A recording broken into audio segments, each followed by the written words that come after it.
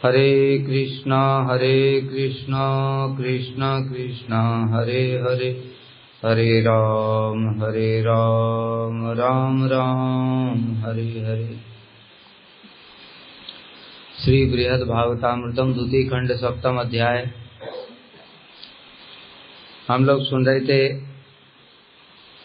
श्री जैमिनी ऋषि जन्मेजय को बता रहे हैं भगवान की स्तुतियां करो जिनसे कि तुम्हारा मन सब समय प्रसन्न रहे। और वही वर्णन करते करते उन्होंने ब्रह्मा जी की स्तुतियों का वर्णन किया, जिसमें हम लोगों ने सुना कि देवता लोग कह रहे हैं कि इन ब्रजवासियों के मन आदि 11 इंद्रियों के अधिष्ठात्र देवता हम बड़े भाग्यवान हैं, क्योंकि इनकी इंद्रियों का पात्र बनाकर हम भी आपके चरण कमलों का मधुर अमृत पान करते रहते। बताया था हमने अहंकार का देवता रुद्र हैं, मन का देवता चंद्र है, नेत्रों के सूर्य हैं, इसी प्रकार से जीवा का वरुण है, हाथों के इंद्र हैं। इस प्रकार से जो 11 इंद्रियां हैं उनके अधिष्ठात्र देवता हैं। अब वो ब्रजवासियों के अंदर में रहते हैं और जो जो एक एक इंद्रिय के द्वारा आस्वादन होता है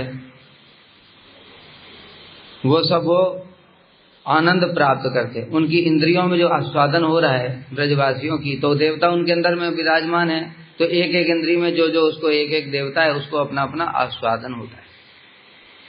किंतु विशेष बात क्या है कि ये जो देवता हैं ये देवता लोग जड़ देवता भगवान के भक्तों की परिकरों की इंद्रियों में कैसे रह सकते? ये संभव नहीं है। इस ब्रह्मांड के ये देवता नहीं है। ये कौन देवता हैं? ये सच्चिदानंद विग्रह ब्रजवासियों की इंद्रियों के देवता प्राकृत नहीं हो सकते, ये अप्राकृत हैं। और चित्त के देवता वासुदेव हैं, ये सब भी हैं। बैकुंठ में वर्तमान सच्चिदानंद रूप चंद्र सूर्य आदि देवताओं का ही ब्रजवासियों की इंद्रियों में अवतार होने के कारण उनसे अभेद वस्तु वैसी उक्ति संगत है। मतलब क्या, जो बैकुंठ है चित जगत, वहां पर भी सूर्य चंद्र इत्यादि देवता हैं। पहले ही हमने बताया था वो साधारण ये जड़ देवता नहीं होते हैं। भगवान के धाम में वो भगवान के ही प्रकाश हैं, सब केवल लीला के लिए वहां पर रहते हैं। तो वही देवता उनकी इंद्रियों में विराजमान है और उसको ही समझना पड़ेगा कि ब्रजवासियों की इंद्रियों में प्राकृत देवता नहीं रह सकते। तद भूर्भाग्यम यह जन्म किमपेडभ्याम यद गोकुले भी कतमांग्रे रजोभिषेकम यद जीवितंतु निखिलम भगवान मुकुंद त्वद्यापि यत्पदरजा श्रुतिमृग्यमेव तद भूरिभाग्यम यह। इन गोकुल वासियों की चरण धूलि को प्राप्त करने के लिए कुछ ब्रज में अगर कोई एक तिनके का भी जन्म प्राप्त हो जाए तो भी बड़ा महासौभाग्य है। क्यों? क्योंकि श्रुतियां भी जिनके चरण कमलों की धूलि को आज तक ढूंढ रही हैं। किनकी चरण कमलों की धूलि को श्रुतियां ढूंढ रही हैं? ब्रजवासियों की। ब्रजवासियों की नहीं, भगवान की। भगवान को श्रुतियां प्राप्त करना चाहती ना, लेकिन वो भी प्राप्त नहीं कर पाती श्रुतियां भगवान को। और वो भगवान मुकुंद जिनके जीवन और प्राण सब कुछ हैं, किनके? इन ब्रजवासियों के। इसलिए अगर इनके साथ संबंध हो गया तो मुकुंद तो अपने आप ही मिल जाएंगे। समझ में आ रहा है? क्योंकि मुकुंद तो इनके पीछे पीछे घूमते हैं, इन ब्रजवासियों के, सखाओं के, सखियों के, अरे इनकी बात छोड़ो, गाय बछड़ों के भी पीछे पीछे घूमते हैं। तो इसलिए मुकुंद के चरणों की क्यों ढूंढना? इन ब्रजवासियों की चरण धूलि को पकड़ लो। इनकी जहां पर चरण धूलि है वहां पर मुकुंद अपने आप ही आ जाएंगे। इसलिए प्रार्थना कर रहे हैं कि इस भौम ब्रज में तृण आदि कोई भी जन्म प्राप्त हो जाए ये परम सौभाग्य है, क्योंकि इन गोकुल वासियों में से किसी की भी चरण धूलि प्राप्त हो जाएगी। जिन भगवान की चरण धूलि को आज तक श्रुतियां ढूंढ रही हैं वे इन ब्रजवासियों के प्राण धन हैं। जैसे उद्धव जी ने भी प्रार्थना की थी, आसाम हो चरण रेणु जुसाम मह श्याम वृंदावन किमपि गुलमलता औषधि नाम, वो भी यही प्रार्थना कर रहे हैं। श्रुतियां तो मुकुंद के चरणों की धूलि को ढूंढ रही हैं, मुकुंद के चरण कमल उनको प्राप्त नहीं होते, लेकिन ये लोग बड़े चतुर हैं, कहते मुकुंद के चरणों को छोड़ो, वो मिलने वाले नहीं है। तो ब्रह्मा जी तो सृष्टि के प्रारंभ से लेकर के स्तुतियां करते ही रहते हैं, पर कभी दर्शन नहीं देते, इसलिए इनको छोड़ो। उनकी कमजोरी कहाँ पर है? कमजोरी है ब्रजवासियों, इसलिए ब्रजवासियों की चरण धूलि को पकड़ो। इसलिए उद्धव जी प्रार्थना करते हैं, ये जो ब्रज है इसमें मैं कोई भी एक गुलमलता ही बन जाऊं, जिससे कि ये गोपियों की चरण धूलि मेरे माथे पर पड़ जाए और जीवन धन्य हो जाए।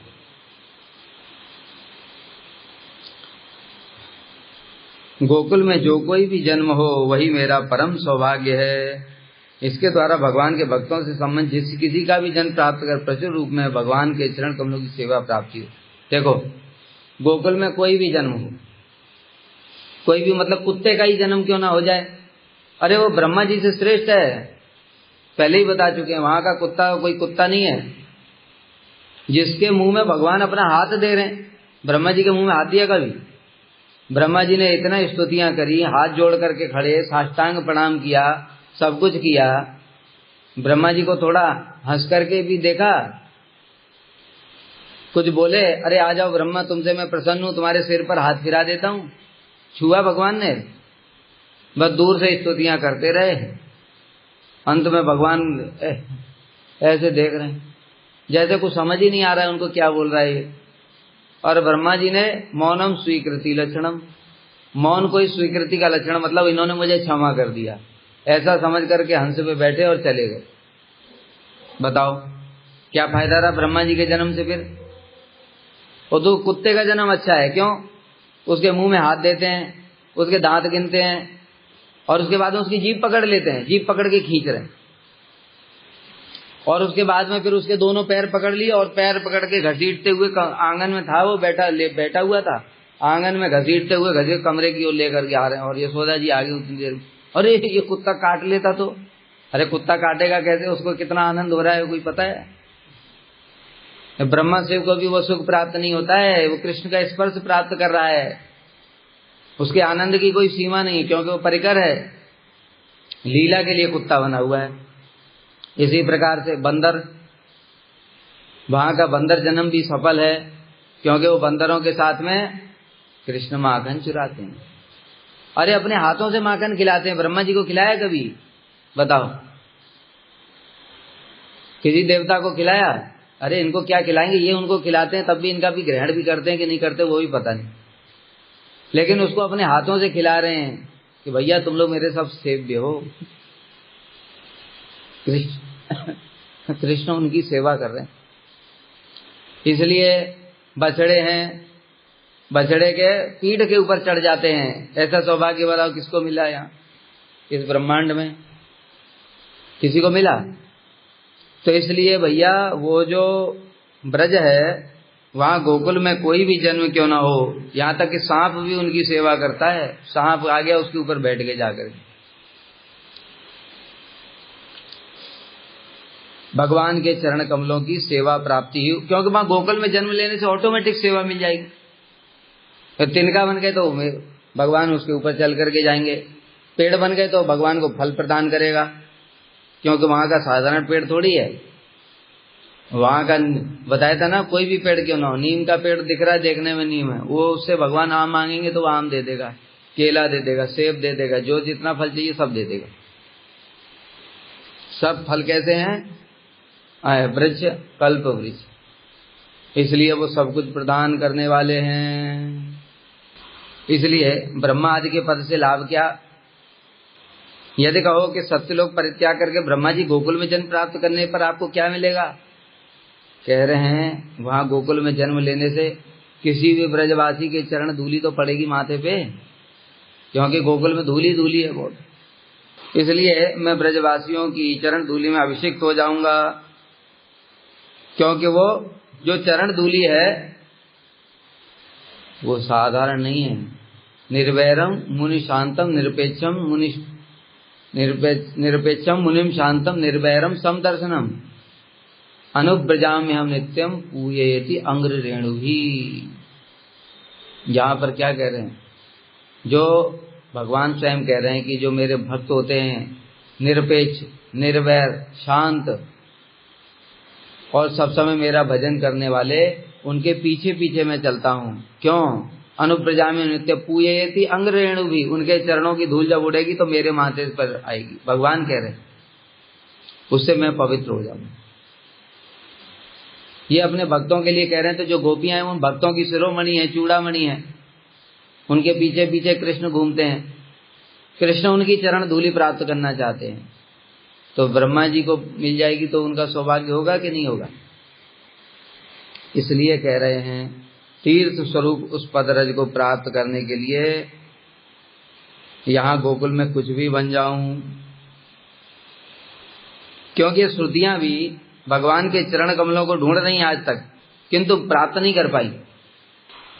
इसलिए हम उन श्रुतियों के शिष्य हैं। ब्रह्मा जी कह रहे हैं उन श्रुतियों से ही तो हमने सीखा भगवान के बारे में। हम उनके श्रुतियों से शिष्य हैं, अर्थात उनसे सीख करके वैसी गलती हम नहीं करेंगे। भगवान के चरणों को नहीं ढूंढेंगे, भगवान के भक्तों के चरणों को ढूंढेंगे।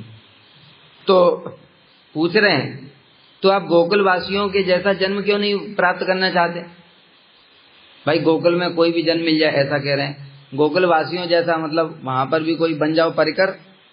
तो कह रहे हैं देखो, कोई महारोगग्रस्त अत्यंत कृपण और दरिद्र व्यक्ति है, माँ बीमार, रोगी, भूखा और बिल्कुल दरिद्र व्यक्ति, अगर ये इच्छा करे मैं महासम्राट बन जाऊं तो ये ठीक नहीं। भाई अधिकार के अनुसार, योग्यता के अनुसार वो इच्छा करनी चाहिए ना। वो क्या इच्छा करना चाहिए? वो 3 टाइम की रोटी मिल जाए बस, है ना। और जो इस प्रकार का है, जो व्यक्ति राजा का पुत्र है, वो सोचे कि हाँ मैं भविष्य में सम्राट बन जाऊं, तो समझ में भी आता है। जैसे जो एक रानी है, उसकी दासी अगर वो रानी का सब अलंकार धारण कर ले तो उसको शोभा नहीं देगा। वो रानी धारण करेगी तो उसको शोभा देगा, ठीक है। उसी प्रकार से ब्रह्मा जी कह रहे हैं मेरा इतना योग्यता कहाँ है कि मैं गोकुल वासियों के समान जन्म की प्रार्थना कर लूं। इसलिए मैं यहाँ पर कोई गुलमलता ये सब बनना चाहता हूँ, तृण फृण कुछ भी बन जाऊं जिससे इनकी चरण धूड़ी मिल जाए, बस मेरी इतनी योग्यता है। फिर कह रहे हैं ब्रजवासियों की महिमा बताते हुए, एसाम घोष निवासिनाम उत भवान किम देवराते तिनश्चेतो विश्व फलात् फलम त्वदपरम कुत्राप्ययन मुह्यति सद्वेषादेव पूतनापि सकुला त्वामेव देवा पिता यद धामार्थ सुरहित प्रियात्म तनय प्राणाशयास्त्वत्कृते। एसाम घोष निवासिनाम, ये जो घोष निवासी है, घोष माने ब्रजवासी, इन ब्रजवासियों को आप क्या प्रदान करोगे? कुत्रापि अयन मुह्यति, इनको कौन सा फल दोगे? यह सोच करके मैं मोहित हो रहा हूं। कहते ऐसा क्यों? आप क्यों मोहित हो रहे हैं इस विषय में? क्योंकि सद्वेशादि पूतना भी, पूतना ने केवल सद्वेश धारण किया था। कौन सा? मातृवेश। मातृवेश धारण किया, सकुला त्वामेव देवा पिता, और उसने कुल सहित आपको प्राप्त कर लिया, मतलब अगासुर बकासुर के सहित आपको प्राप्त कर लिया। और ये बताओ आप कि इस जगत का सबसे बड़ा फल क्या है? अभी क्या बताया? श्रुतियां आपके चरणों को ढूंढ रही हैं, लक्ष्मी जी आपके चरणों को ढूंढ रही हैं, सारे जितने भी जो कुछ भी हैं वो सब आपको ही ढूंढ रहे हैं, और सबसे बड़ा फल आप ही है ना। आपने तो खुद को दे दिया तो पूतना को। अब एक बात बताओ, जो मारने के लिए आया उसको भी आपने इतना बड़ा फल दे दिया, और जो इनके प्राण आप हैं, क्या बता रहे हैं? यद धामार्थ सुरहित, उनके सुहृद आप हैं, प्रिय हैं, आत्मा हैं, तनय पुत्र हैं, प्राणाशया, उनके प्राण ही आप हैं। तो भाई एक आदमी, सिंपल सी बात है, एक आदमी ने एग्जाम में कुछ भी नहीं लिखा, उसको भी 100 नंबर दे दिया, और एक ने पूरा 100 नंबर का किया, उसको भी 100 दिया, तो ये तो गलत हो गया ना। गलत हुआ कि नहीं? वही कह रहे हैं कि बताओ, पूतना तो मारने के लिए आई थी, उसको भी अपने आप को आपने प्रदान कर दिया, क्योंकि सबसे बड़ा फल आप है। विश्व फलाद फलम त्वदपरम, आपसे ऊपर कुछ है ही नहीं, तो उनको भी वही फल मिला। और जो ये बेचारे ब्रजवासी हैं, जिनके तन मन प्राण धन सब कुछ आप ही हैं, उनको भी आपने अपने आप को ही प्रदान किया, तो कहाँ ठीक रहा? इसलिए मैं मोहित हो रहा हूं कि अब आपके पास बचा क्या है, आप इनको क्या दे सकते हैं? इसलिए कृष्ण कुछ नहीं दे सकते। क्या बोलते फिर?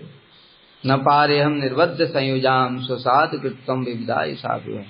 हे गोपियों, मैं तुम्हारे ऋण से मुक्त नहीं हो सकता, क्योंकि तुमने मेरे लिए अपने सब कुछ छोड़ दिया, सामाजिक बेड़ियों को भी, सब कुछ। पति सुतान वै भ्रातृ बांधवान अति विलंघित अंत्यच्युतागता। पति सुत, भाई बहन, लोग, समाज मर्यादा, गुरुजन, सब कुछ छोड़ दिया। तो इसलिए अब मेरे पास कुछ बचा ही नहीं है, क्योंकि मैं तो नहीं छोड़ सकता। कृष्ण छोड़ सकते हैं अपने सखाओं को, अपने माता पिता को छोड़ सकते हैं, गुरुजनों को नहीं छोड़ सकते, लेकिन गोपियों ने छोड़ दिया।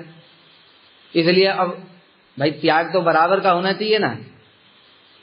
अब उनके बराबर का त्याग जब कृष्ण कर ही नहीं सकते, तो फिर क्या होता है? जब हम किसी का ऋण नहीं चुका पाते, तो फिर क्या करते हैं? उसके सामने सिर झुका दे, मैं आपका कृतज्ञ हूं, बस। इसीलिए कृष्ण उनके सामने सिर झुका करके कहते हैं, मैं तुम्हारे ऋण से मुक्त नहीं हो सकता, मैं कृतज्ञ हूं। तो यही कह रहे हैं कि यदि आपसे द्वेष करने वालों को भी आप वही वस्तु प्रदान करें जो कि आपसे प्रेम करते हैं, तो ये तो न्याय नहीं हुआ। इसलिए आपके पास ब्रजवासियों को देने के लिए कुछ भी नहीं है। तावद रागादय स्तेना तावत कारागृहम गृहम तावन मोहो अंग्रि निगड़ो यावत कृष्ण ते जना। तावत रागादय, राग मतलब राग आदि का मतलब काम, राग, आसक्ति, ये सब क्या है? स्तेना। स्तेन किसको कहते हैं? नहीं पता है? श्लोक है ना गीता में, जो भगवान कह रहे हैं, तय दत्यान अप्रदायभ्यो भुंक्ते स्तेन एव सह। जो देवताओं को, जो उनकी वस्तु को अर्पण करके नहीं ग्रहण करते, मतलब भगवान की प्रत्येक वस्तु है ना, उनको अर्पण न करके खुद ग्रहण कर लेते, वो चोर हैं। स्तेन माने चोर, ठीक है? इसलिए तावत रागादय स्तेना, ये चोर हैं। आसक्ति, राग, ये सब चोर हैं। क्या चुरा लेते हैं? हमारा सब कुछ चुरा लेते हैं। संसार में आसक्ति लग जाती है तो बुद्धि को, विवेक को, अपने धन संपत्ति सब कुछ चुरा लेते हैं, ये राग इत्यादि। तावत कारागृहम गृहम, तब तक ही ये कारागृह जो घर है वो कारागार है। कारागार का मतलब क्या? इसमें पति पत्नी, भाई बंधु बांधव, माता पिता, इन सब में आसक्ति है, तो कारागार मतलब बांध रखा है, इसके बाहर तुम निकल ही नहीं सकते, कितना भी कोशिश कर लो। भले ही तुम अमेरिका में बैठे हो, लेकिन कारागार में ही बंद हो। क्यों? क्योंकि तुमको बांधा हुआ है रस्सियों से।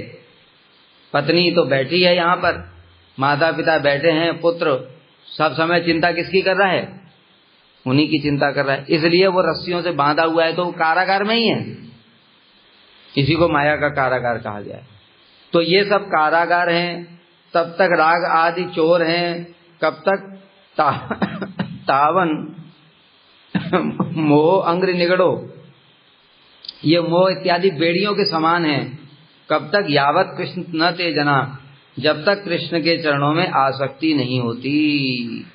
अर्थात जब कृष्ण के चरणों में आसक्ति हो जाती है, तब कृष्ण के प्रति यही राग, कृष्ण के प्रति यही मोह और कृष्ण के प्रति ये सब आसक्तियां ये सब मुक्ति का कारण बन जाती हैं। इसलिए देखो कह रहे हैं, जैसे ये संसार में देखो, अगर कोई स्त्री किसी पुरुष में आसक्त है तो सारा जगत उसको पागल कहे। कोई उसके जैसा बनना चाहता है? बताओ, जो दूसरे लोग उसको देख रहे हैं उसको उसके जैसा बनना चाहते हैं। लेकिन दूसरी ओर उद्धव जी, नारद जी, ब्रह्मा जी, शिव जी, ये सब क्या प्रार्थना करते हैं? एताः परम तनुवृतो भुवि गोप वृद्धो गोपबद्धो गोविंद एव निखिल आत्मनि रूढ़ भावा वांछन्ति यद भवयो मुनियो वयम च किम ब्रह्म जन्मी अनंत कथा रसस्य। अरे भैया, इन गोपियों का जैसा भगवान में महाभाव है, ऐसा वांछन्ति, ये तो हम प्राप्त करना चाहते हैं पर कर नहीं सकते, हेल्पलेस है, क्योंकि हमारा ऐसी योग्यता ही नहीं है। इसलिए तो जब योग्यता नहीं देखी तो फिर अंत में कहा चरण धूलि मिल जाए किसी तरह। उद्धव जी ने क्यों प्रार्थना करी? तो उद्धव जी के ही तो उद्गार हैं ये सब। एताः परम तनुव्रतो, ये जो गोप वधुएं हैं इस ब्रह्मांड में, इनका जीवन लेना ही, धारण करना ही सार्थक है। क्यों? गोविंद एव निखिल आत्मनि रूढ़ भावा, जो गोविंद हैं सभी जीवात्माओं के भी आत्मा स्वरूप हैं, उन गोविंद के प्रति इनका महाभाव है। वांछन्ति यद भवयो मुनियो वयम च, जो संसार से भयभीत मुनि हैं वो इसको प्रार्थना करते हैं, हम भी ये सब प्रार्थना करते हैं किंतु प्राप्त नहीं कर पाते। और अगर ऐसा ही प्राप्त ही नहीं हुआ तो किम ब्रह्म जन्म भी, ब्रह्मा जी का जन्म लेने से भी लाभ क्या? और कितनी कितनी प्रार्थना कर रहे हैं सब। उद्धव जी, क्वेमा स्त्रियो वनचरी व्यभिचार दुष्टा कृष्णे को चैत परमात्मनि रूढ़ भावा। अरे कहाँ तो ये वन में भ्रमण करने वाली ये स्त्रियां जो पढ़ी लिखी ही नहीं है, कभी पाठशाला नहीं गई, वेद इनको पता ही नहीं है, और कहाँ गोविंद देव निखिल आत्मनि रूढ़ भावा, कृष्णे क्वचैत परमात्मनि रूढ़ भावा, जो कृष्ण है उनके प्रति इनका महाभाव, मतलब इतनी आसक्ति है इनकी, इतना प्रेम है। तो वही प्रेम, वो आसक्ति कैसी हो गई कृष्ण के प्रति होने से? परम आदरणीय पूजनीय, सब के सब उसी की पूजा कर रहे हैं। बताओ, सुखदेव गोस्वामी उसकी पूजा कर रहे हैं। वंदे नंद ब्रज स्त्री नाम पाद रेणु अभीषण सा यासाम हरिकथोद्गीतम पुनाति भुवंत्रय। ये जो नंद ब्रज की स्त्रियां हैं, इनकी चरण धूलि की मैं बार बार प्रार्थना करता हूं, यही धन्य है। तो क्यों हुआ ऐसा? अरे ये आसक्ति तो मोह का कारण होती है, बंधन का कारण होती है, संसार में पतन का कारण होती है। ये मोह को तामसिक कहा गया है। अगर कोई मोह की प्रधानता में मरता है तो वो पशु योनि को प्राप्त होता है, तामसिक योनियों को जाता है वो। और दूसरी ओर इनका मोह, इनकी आसक्ति कृष्ण में होने से वो जगत पूज्य हो गई। मतलब सारे ब्रह्मा, शिव, नारद, शुक और भी जितने उद्धव बड़े बड़े जो लोग हैं, वो सब इनकी आसक्तियों की पूजा कर रहे हैं कि ऐसी आसक्ति हमारे अंदर क्यों नहीं है, कैसे होगी? अरे वो तो नहीं हो सकती, चलो इनकी धूली मिल जाए कम से कम, उसी से ही हमारा सौभाग्य हो जाए। इसलिए यहाँ पर ब्रह्मा जी स्पेशल बात कह रहे हैं कि तब तक ही ये कारागार गृह घर जो है वो कारागार है, तब तक ये मोह भेड़ियों के समान है, तब तक ये आसक्तियां चोर हैं, जब तक कि कृष्ण में चित्त नहीं लगता। अगर कृष्ण में ये सब बातें लग जाएं तो ये परम सौभाग्य की बात है। और तो बात छोड़ो, वैकुंठ स्थित गृह भी कारागार के समान दुख देने वाला होता है, क्योंकि उस वैकुंठ में सदैव निवास करने से आपको अपने आश्रित भक्तों के सदा संग के कारण अस्वतंत्रता का बोध होता है। भगवान के लिए वैकुंठ इत्यादि भगवान के लिए भी कारागार स्वरूप है। कारण क्या है? क्योंकि वैकुंठ में भगवान के जो भक्त होते हैं ऐश्वर्य प्रधान हैं, इसलिए भगवान स्वच्छंद विहार नहीं कर सकते। और दूसरी ओर ब्रज में सुबेरे उठ करके चले गए सखाओं के साथ में बंसी बजाते हुए, और सारे दिन वन में घूम रहे हैं, और कुछ भी वो लिमिट नहीं है। कभी भांडीर वन, कभी मधुवन, कभी ताल वन, कभी बेलवन, कभी जहां मर्जी है वहां घूमो, स्वच्छंद विहार, सखाओं के साथ जैसे मर्जी आए। अरे जो वर्णन आया है कृष्ण की लीलाओं का, वैसा नारायण कैसे कर पाएंगे बताओ? कृष्ण के सखा क्या कर रहे हैं? कृष्ण भी करते हैं ऐसे, कृष्ण के सखा क्या कर रहे हैं, ऊपर से पक्षी उड़ करके जा रहा है, उसकी परछाई पड़ रही है नीचे, तो उसकी परछाई के साथ ऐसे ऐसे हाथ हिलाते हुए, ऐसे तो नारायण कैसे करेंगे बताओ। गरुड़ जी अगर देख लिया नारायण को ऐसे करते हुए तो गरुड़ जी कहे प्रभु आपको क्या हो गया। लक्ष्मी जी ने देख लिया तो क्या होगा। इसलिए नारायण कर ही नहीं सकते, न राम जी कर सकते हैं। राम जी ने अगर ऐसा करने के सका क्या करते हैं, मेढक है, एक मेढक आया, मेढक खुद से ऐसे जंप मारा, कूदा, तो सखा भी उसके साथ ऐसे मेढक की तो फुदक फुदक करके उसके साथ साथ वो कूद रहा है, सखा भी कूद रहे हैं और कृष्ण भी कूद रहे हैं। बताओ ऐसे राम जी कैसे कूदेंगे हनुमान जी के सामने। ऐसे ही द्वारकाधीश और क्या क्या लीला करते हैं। कोयल कू कू किया, अब वो सब सखा लोग कू कू, और वो और जोर जोर से कू, कंपटीशन चल रहा है ऐसे करके। क्या अद्भुत अद्भुत लीलाएं कर, मुंह से छोड़ो, मुंह से आवाज निकल, वो पत्ते होते हैं, एक पत्ते हमने देखा था जब हम छोटे थे तो बच्चे लोग ले आते थे और वो दबा करके और उसमें से बड़ी अलग अलग वैरायटी की आवाजें निकालते थे। ये सब काम कृष्ण कर रहे हैं। तो ये इसको कहते हैं स्वच्छंद विहार, क्योंकि उनको ये पता ही नहीं मैं भगवान हूं, बाकी कहां ऐसा कर पाएंगे। इसलिए वहां पर उनके लिए कारागार, गृह भी कारागार है, इसलिए तो उनको आनंद नहीं आता है। अब यहाँ गृह कोई कारागार नहीं है, पूरा आनंद ही आनंद है।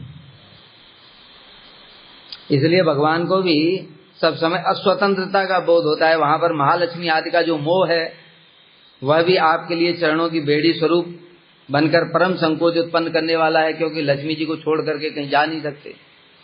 थोड़ा बीत जाएंगे तो लक्ष्मी जी को प्रभु कहाँ गए थे, देखो ना यहाँ 5 दिन के बाद ही 5 दिन तक नहीं आए, अभी स्वच्छंद विहार कर पाएंगे बेचारे। जगन्नाथ जी चले गए रथ में बैठ करके, 5 दिन हो गया, अब लक्ष्मी जी का गुस्सा पूरा टॉप पे। उन्होंने दासियों को बुलाया, कहाँ गए ये, ढूंढो, चलो। रथ में बैठ करके लक्ष्मी जी स्वयं आई और बेंत लेकर के उनकी दासियां साथ में हैं और जगन्नाथ जी के सेवकों की पिटाई कर दी।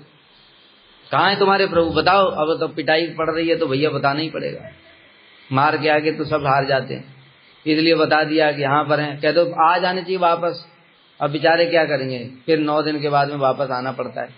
लेकिन कृष्ण को देखो, कोई चिंता नहीं है, बिल्कुल निश्चिंत होकर के, निसंकोच होकर के स्वच्छंद विहार, क्योंकि उनकी पत्नी नहीं है, क्योंकि वह भी चरणों के जो महालक्ष्मी का मोह इत्यादि भी है, वह भी आपके चरणों के लिए बेड़ी स्वरूप बनकर आपके लिए परम संकोच उत्पन्न करने वाला है, क्योंकि आप अपने भक्तों के साथ निरंतर लीला नहीं कर पाते। इस प्रकार सभी भक्तों के प्रति आपका चित्त आसक्त होने के कारण आपके द्वारा उन ब्रजवासियों के साथ वैसी लीला करने पर भी उन्हें सुख देना नहीं होता, बल्कि उन्हें महान विच्छेद दुख प्रदान करना ही होता है। मथुरा गमन इत्यादि की बात कर रहे हैं। इस प्रकार से आप ब्रजवासियों के प्रति सदैव परम ऋणी होना ही सिद्ध हुआ। प्रपंचम निष्प्रपंचो अपि विडम्बयसि भूतले, प्रपन्न जनतानंद संदोहम प्रतितुम प्रभो। हे प्रभो, आप प्रपंचातीत सच्चिदानंद विग्रह होने पर भी अपने शरणागत भक्तों के आनंद को बढ़ाने के लिए प्रपंच में अवतीर्ण होकर सब प्रकार से प्रापंचिक व्यवहार का अभिनय कर रहे हैं। अब वैसे ये ब्रह्मा जी तो अपने अधिकार के हिसाब से सही बोल रहे हैं, लेकिन वास्तव में ऐसा है नहीं, वो अभिनय नहीं कर रहे हैं, समझ गए। ये अभिनय नहीं है, ये वास्तविकता है, क्योंकि अभिनय में और रियलिटी में अंतर होता है। कैसे, जैसे मान लो अमिताभ बच्चन है, वो एक पिक्चर में डाकू बना, तो डाकू बन करके वो लोगों को ऐसे गोली मार रहा है, लेकिन उसको तो पता है मैं ये सब नहीं कर रहा हूं, मैं तो सही आदमी हूं, ठीक है कि नहीं। इस प्रकार से, लेकिन यहाँ पर जो कृष्ण है वो अभिनय नहीं कर रहे हैं। जब यशोदा जी ने उनको पकड़ लिया, एक हाथ से एक हाथ को पकड़ लिया और एक हाथ से छड़ी दिखा रही, मारूं, अब वो रोने का अभिनय नहीं कर रहे हैं, उनको ये पता नहीं है कि मैं भगवान हूं। अब भगवान हो गए तो डरेंगे कैसे, तो ये अभिनय नहीं है। रुदंतम मुहुर नेत्रम युग्मम मृजंतम कराम भोज युग्मेन सातंक नेत्रम, नेत्रों में भय है, तो छड़ी पड़ ना जाए। रो रहे हैं, इसलिए रो क्यों रहे हैं? बाल्य स्वभाव होता है। जरा सा भी किसी कभी देखा है बच्चे को कुछ बदमाशी करके आया और ऐसे पकड़ लिया कर मारो, वह रोना शुरू कर देता है कि रोने से बच जाएगा, मार नहीं पड़ेगी, इसलिए रुदंतम। और आंखों को मल रहे हैं ऐसे, क्यों? जिससे मैया को और लगे कि हाँ ये बहुत परेशान है, इसलिए अब मैं नहीं मारूं, छड़ी नहीं मारूं। तो इसलिए ये अभिनय नहीं है, ये क्या है? ये यथार्थ है कि ब्रजवासियों के प्रेम में वो अपनी भगवत्ता को भूल चुके हैं। इसलिए नरवत बोला गया। नरवत क्यों बोला गया? यहाँ पर नरवत इसलिए नहीं बोला गया कि वो नर होने का अभिनय कर रहे हैं, इसलिए नरवत नहीं है। इसलिए नरवत है क्योंकि वो सर्वशक्तिमान है, लेकिन सर्वशक्तिमान होने पर भी मनुष्यों के जैसे, साधारण मनुष्यों के जैसे ही है, दिख रहा है, इसलिए नरवत बोला गया। नरवत भाव का व्यतिक्रम नहीं होता है कभी, यही विशेष बात है। इसलिए आप प्रपंचातीत सच्चिदानंद विग्रह आपका जो शरीर है वो प्रपंचातीत, ये पंच तत्व का नहीं बना है, सच्चिदानंद विग्रह है। लेकिन शरणागत भक्तों को आनंद बढ़ाने के लिए प्रपंच में अवतीर्ण होकर के, कहते हैं ना भगवान पद्म पुराण, मुहूर्ते नाम संहर्तुम सत्तो यद्यपि दानवान मद भक्ता नाम विनोदातम करो में विविधा क्रिया। भगवान इस जगत में असुरों का वध करने के लिए नहीं आते हैं। असुरों का वध तो वो शिव जी से भी करा सकते हैं। शिव जी के अंदर शक्ति नहीं है क्या? परशुराम से भी करा सकते हैं। परशुराम ने 21 बार क्षत्रिय किया कि नहीं किया? तो इसी प्रकार से किसी में भी शक्ति दे देंगे, वो किसी में शक्ति संचार करके असुरों का वध करा देंगे। ये कौन सी बड़ी बात है? इसलिए भगवान कह रहे हैं ये सारे जितने ब्रह्मांड में असुर हैं उनको तो मैं एक मुहूर्त में नष्ट कर सकता हूं। मद भक्तानां विनोदार्थम, किंतु मैं इस जगत में आता हूं अपने भक्तों को आनंद प्रदान करने के लिए। वो कौन करेगा? वो न शिव जी कर सकते हैं, न ब्रह्मा जी कर सकते हैं, न परशुराम कर सकते हैं। वो केवल कृष्ण ही करते हैं। इसलिए सच्चिदानंद विग्रह होने पर भी इस प्रकार से शरणागत भक्तों को आनंद प्रदान करने के लिए प्रापंचिक व्यवहार मतलब गोपियों के घर में जाते हैं, फिर झूठ भी बोलते हैं। जैसे बच्चा उधर पकड़ा जाता है, मैंने कहाँ खाया है, पकड़े गए और झूठ बोलता है अभी तो खाया, तो माखन मुंह में कैसे लगा? यशोदा जी ने खुद ही पकड़ लिया रेड हैंड, क्या मैंने कहाँ खाया है? फिर झूठ बोलता है तो मुंह में माखन कैसे लगा? कहते मुंह में माखन, ये जो बंदर माखन चुरा रहे थे और मैं इनको भगा रहा था तो ये भागते समय मुंह में लगा के भागे। अच्छा, झूठ बोलता है। कभी पकड़े गए तो ये माखन की मटकी में क्या कर रहा था? माखन की मटकी में कह रहे कि मेरा बछड़ा खो गया था, मैं गोपी के घर में गए माखन चुराने के लिए, पकड़े गए तो कह रहे मेरा बछड़ा खो गया था, ये बछड़ा खो गया था, बछड़ा मैं देख रहा था माखन की, अरे माखन की मटकी में बछड़ा आता है क्या?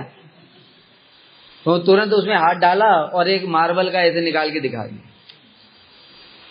कैसे कैसे झूठ बोलते हैं। ये क्या? ये नरवत लीला। फिर कभी माखन नहीं मिला तो उसके घर में लिपाई पुताई करके रखा था गोपी ने और उसमें मलमूत्र त्याग करके चले आए। अभी देखो यहाँ पर बड़ी विशेष बात है, ये नरवत लीला है। यद्यपि कृष्ण के शरीर में मलमूत्र नहीं होता है, उनका सच्चिदानंदमय शरीर है, लेकिन ये जो कर रहे हैं वो नरवत लीला है। केवल योग माया से दिखा रहे हैं, हमको दिख रहा है ऐसा, लेकिन वो ऐसा नहीं है क्योंकि उनके शरीर में मलमूत्र नहीं होता है। फिर कभी जैसे बच्चे गुस्सा आ जाते हैं ना कि हमको ये क्यों नहीं मिला, अगर नहीं मिला तो मटकी तोड़ दूंगा, इसलिए किसी के घर में गए माखन चुराने, माखन छुपा दिया उसने, ये छुपा दिया तो गुस्सा आ गया, मटकी तोड़ दी। और मटकी तोड़ करके फिर कह रहे हैं गोपी आज माखन नहीं मिला है, कल आऊंगा मैं हाथ में मसाल लेकर के तेरे घर में आग लगा के जाऊंगा। अब ये सब क्या है? ये सब बाल लीलाएं। यही कह रहे हैं कि इस प्रकार से सच्चिदानंद होकर भी, प्रपंचातीत होकर भी आप प्रापंचिक व्यवहार का अभिनय कर रहे हैं। ये ब्रजवासी सब समय मुझ में निष्ठावान है और मेरे प्रचुर प्रेम से वशीभूत हैं, तो फिर उनमें द्रव्य आदि में आसक्ति, लोभ, ग्रस्त और व्यापार में तथा बंधु बांधवों में स्नेहवाद कैसे हुआ? इसके प्रकार इसलिए कह रहे हैं कि जैसे बताया ना कि उन जो ब्रजवासी हैं उनकी यशोदा जी हैं, यशोदा जी की वो दूध में आसक्ति क्यों है? दूध उफन रहा है, गिर रहा है, कृष्ण को छोड़ करके वो दूध को देखने क्यों जा रही? उसका मूल कारण आप ही हैं, क्योंकि वो गाय, वो बछड़े सब आपके सेवा के ही उपकरण हैं, इसलिए उनकी आसक्ति उन वस्तुओं में है। वर्णन आता है पहले जब नंद बाबा के कृष्ण नहीं हुए थे तब उनको किसी वस्तु में कोई आसक्ति नहीं और कोई ज्यादा चिंता भी नहीं करते थे, लेकिन जैसे ही कृष्ण का जन्म हो गया वो कंस को टाइम पर सब कुछ देने जाते हैं। क्यों? कहीं ये नाराज ना हो जाए, नाराज हो जाएगा तो कृष्ण की सेवा में असुविधा उत्पन्न करेगा। सारी वस्तुओं में आसक्ति हो गई उनकी। क्यों? वो सब कृष्ण की सेवा के लिए। अर्थात वह व्यवहार अचिंत अद्भुत शक्ति द्वारा आपके द्वारा ही होते हैं, जिनकी भक्ति के आभास मात्र से ही प्रपंच की आसक्ति नष्ट हो जाती है। आपने उन भक्तों में सर्वश्रेष्ठ ब्रजवासियों के वैसे व्यवहार को प्रपंचिक अनुकरण करने वाला स्थिर किया है। मतलब क्या? भगवान का नाम लेने से ही आसक्तियां खत्म हो जाती हैं, तो ब्रजवासियों में भला आसक्ति कैसे रह सकती हैं? जिनके नाम की इतनी महिमा है, नाम की छोड़ो, नाम का आभास, नाम का आभास ही हमारे हृदय में प्रकाशित हो जाएगा तो संसार की आसक्तियां खत्म हो जाएंगी, प्रारब्ध भी नष्ट हो जाएगा। तो जो ब्रजवासी है उनका तो चित्त सब समय कृष्ण में ही आविष्ट है, उनमें भला आसक्ति कैसे हो सकती है? अर्थात उनकी आसक्तियों का मूल कारण भी आप ही हैं, और उस आसक्ति के फलस्वरूप ही आपको अनेक प्रकार का सुख आनंद प्राप्त होता है। अगर ब्रजवासियों की ऐसी आसक्ति नहीं होती तो कृष्ण किसका रसास्वादन क्या करते फिर? इसलिए उनकी ब्रजवासियों की ऐसी इस प्रकार से आसक्ति है। अरे उनकी बात छोड़ो, हम लोग पहले ही सुन चुके हैं, जो गाय, बछड़े, हिरनिया, उनकी कितनी आसक्ति है कृष्ण में, जैसे कि अन्य स्थानों पर बड़े परिकरों में भी नहीं होती है इतनी। वो जो हिरनिया हैं, जब कृष्ण गोचारण करते हुए लौट रहे हैं तो जो वन है, वन का जो सीमा है, मतलब वहां से भी आगे आकर जहां से ब्रज की, मतलब जहां से गांव शुरू हो जाता है, वहां सीमा तक आकर के वहीं खड़ी रह जाती हैं और वहीं खड़ी रहती हैं, क्योंकि कृष्ण का दर्शन होगा, कल फिर यहीं से आएंगे तो यहीं दर्शन होगा, वहीं पर सारी रात बैठी रहती हैं और कृष्ण के दर्शन के लिए वहीं पर इंतजार करती हैं। फिर कल जब सुबेरे दर्शन कृष्ण आएंगे गोचारण करने के लिए, फिर उनके पीछे पीछे चलना शुरू कर देती। तो पशुओं की इतनी आसक्ति है, मनुष्यों की तो बात ही छोड़ो। फिर आगे प्रार्थना कर रहे हैं जानन्त एव जानन्त किम बहुक्त्या न मे प्रभु, मनसो वपसो वाचो वैभवम तव गोचरा। हे विभो, मुझे अधिक कहने की आवश्यकता नहीं है।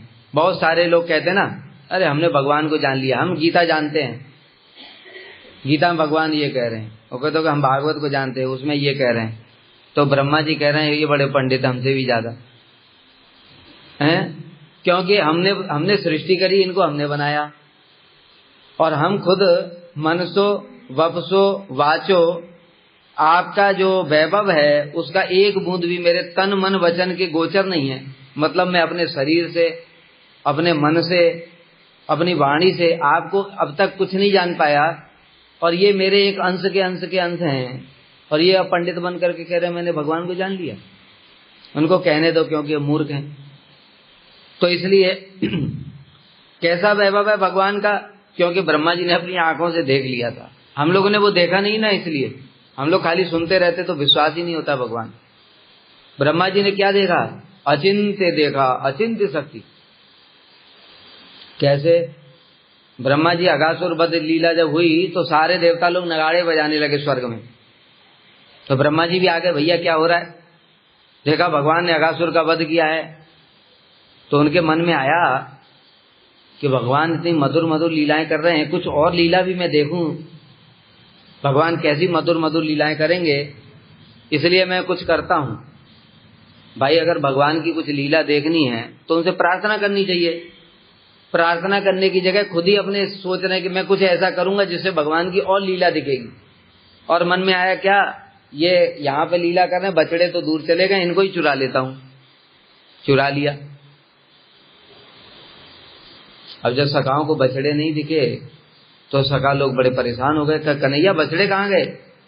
कहते उस समय कृष्ण भोजन कर रहे थे सखाओं के साथ, और वही भोजन दही भात का कौर हाथ में दही भात लगा लेकर के थोड़ा, और बीच में ये अचार लगे हुए हैं, टैंटी का अचार, आम का अचार, नींबू का अचार, ये बीच बीच में, और दही भात का कौर एक हाथ से खाते जा रहे हैं और ढूंढने के लिए चले गए। और वहां जाके देखा बछड़े नहीं है। इतनी देर में ब्रह्मा जी ने सोचा ये कृष्ण तो बछड़े ढूंढ रहे हैं, मैं इनको सखाओं को भी चुरा लेता हूं। तो उतनी देर में जब लौट करके आए सखा भी चुरा लिए। अब कृष्ण बड़े परेशान हो गए, ये क्या हो रहा है? तो बछड़े भी चुरा लिए, सखा भी नहीं है, और एकदम से आंसू आंखों में आ गए। और ब्रह्मा जी खुश हो गए, ये देख करके मैंने भगवान को मोहित कर दिया, और अपने आनंद लेकर के सीधे सत्यलोक में पहुंच गए। अब देखो जो बताया, मन का, वचन का, तन का वैभव भगवान का। पहले तो वहीं डंडा पड़ा। सबसे पहले जैसे ही सत्यलोक में गए अपने लोक में, वहीं सिक्योरिटी गार्ड ने कहा रुको। ब्रह्मा जी ने कहा रुको, अरे मेरा सिक्योरिटी गार्ड होकर के मुझे रोकते हैं, मेरे द्वारपाल होकर के मुझे रोकते हो? कहते तू क्या द्वारपाल, बहरूपिया कहीं का? ब्रह्मा जी सोच रहे हैं बहरूपिया क्या हो गया इनको, कुछ कर भी नहीं सकते। तो फिर उन्होंने कहा द्वारपालों ने, हमारे ब्रह्मा जी तो भीतर बैठे हैं और उन्होंने हमें पहले ही वार्निंग दी थी कि बाहर में एक बहरूपिया घूम रहा है, उसको तुम रोक देना। ब्रह्मा जी ने कहा भीतर में ब्रह्मा जी बैठे हैं? अब ब्रह्मा जी तो थोड़े बुद्धिमान तो हैं, तो समझ गए तुरंत ही गड़बड़ है, जरूर भगवान होंगे वो। और उनको अब समझ में आया कि भैया मैंने ये जो गलती करके आया उसके फलस्वरूप मेरा ब्रह्मा पद गया, अब तो सत्यलोक में एंट्री तक नहीं है, इसलिए क्या करूं मैं समझ नहीं आ रहा है। तो उन्होंने कहा ठीक है आप अपने ब्रह्मा जी से प्रार्थना करो, एक बार दर्शन ही मिल जाए। तो उन्होंने कहा ठीक है हम पूछ करके आते। द्वारपाल भीतर पूछने गए, जब पूछ करके आए तो उन्होंने कहा ठीक है आने दो उसको। और ब्रह्मा जी भीतर गए और उनके सिंहासन पर ही दूसरे चतुर्मुख ब्रह्मा बैठे हुए हैं, और उनके शरीर से करोड़ों सूर्य के समान तेज निकल रहा है। तेज देखते ही ब्रह्मा जी समझ गए तो भगवान है। साष्टांग प्रणाम किया और समझ गए मेरा तो पद गया, कुछ और ना चला जाए, अभी और कुछ दंड ना दे दें, इसलिए तुरंत जाओ पहले गलती सुधारो, जो बछड़े और सखाओं को छुपाया उनको वापस कर दो भाई।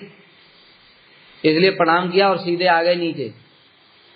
और नीचे आकर के जब देखा